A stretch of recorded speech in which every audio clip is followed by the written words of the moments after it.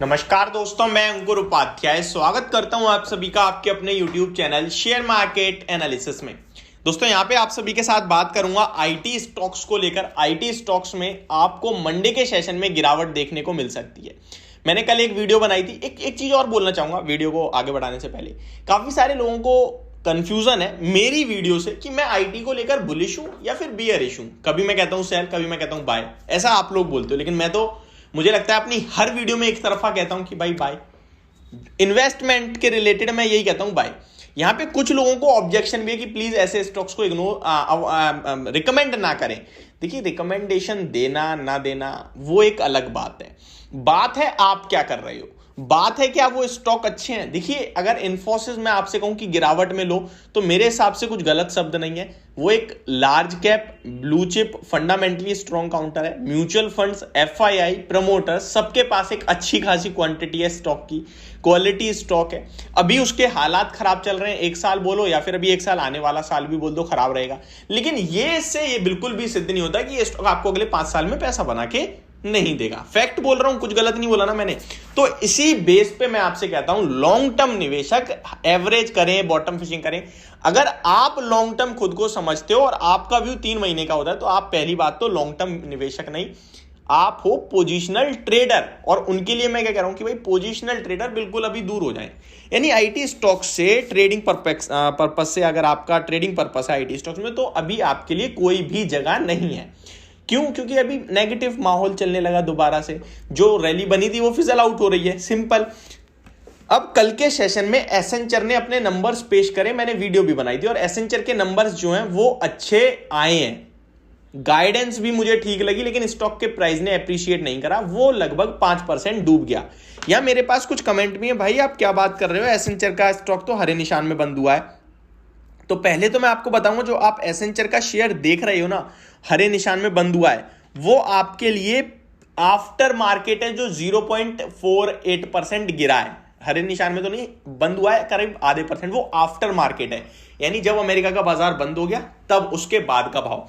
Actually में Accenture का share कल के सेशन में बाजार में 5.9 यानी ऑलमोस्ट 6% क्रैश हुआ है। और नंबर्स की बात करें तो Q1 2023 के EPS बीटन बाय 5.30%, यानी 5.5% से करीब करीब यहां पे 5.25% से जो नंबर्स हैं कंपनी के अर्निंग पर शेयर के नंबर्स के हिसाब से बीट करा है एस्टिमेट को।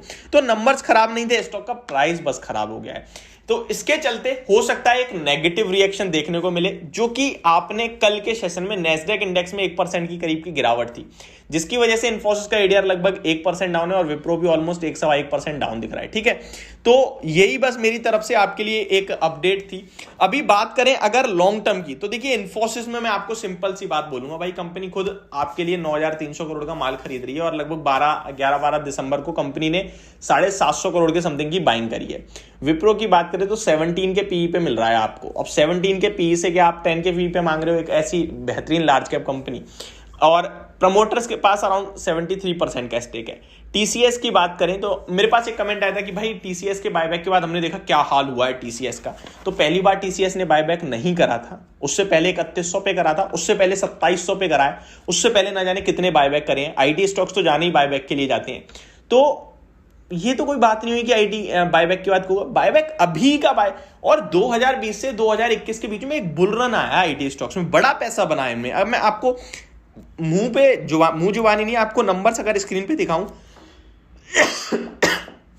सॉरी गाइस, अगर मैं नंबर स्क्रीन पे दिखाऊं तो देखिए 2 साल में ना अभी भी टीसीएस 15% के रिटर्न्स दे रहा है, और हाई देखूं इसका तो अराउंड 33% भागा था।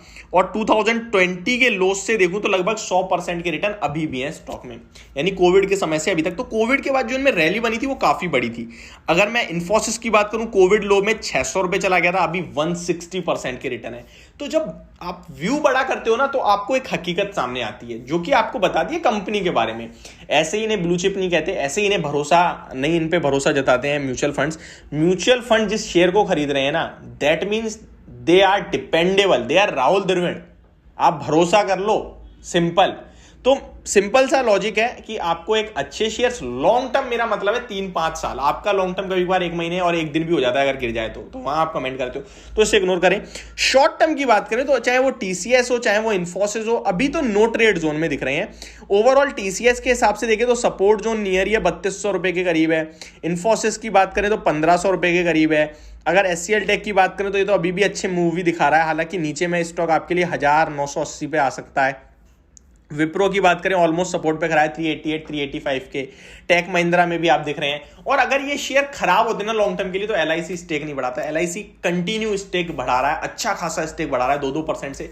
तो ये सारी चीजें आपको समझ में आनी चाहिए बाजार की कि क्या चल रहा है, क्या बोला जा रहा है। भाई यहां पे जो सुनोगे ना आप, वो हमेशा मेरी बात गांठ बांध लो, गिरते हुए चीज पे नेगेटिव और उठते हुए चीज पे पॉजिटिव ही खबर आती है। यहाँ पॉलीप्लेक्स कॉर्पोरेशन पे एनालिस्ट, ये बिजनेस चैनल इतनी ज्यादा बाइंग कॉल दी, इतनी ज्यादा, 3000 भगा दिया स्टॉक 1200 वाला। आज वो 1600 रुपए पे धक्के खा रहा है और रिटेल इन्वेस्टर ट्रैप हुआ है दबा के।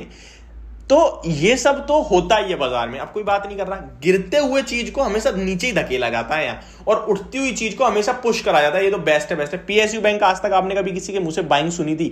समय आ गया तो दुनिया खरीदने को कह रही है। तो ये चलता रहेगा, इसे इग्नोर करो, नॉइज इग्नोर करो, अपनी रिसर्च सबकी सुनने का, जो सही समझ में आए उसे खरीदो। बस ये होगा मेरे आपके लिए राय। होप आपको वीडियो समझ में आई होगी। Thank you so much for watching this video. Have a great day guys.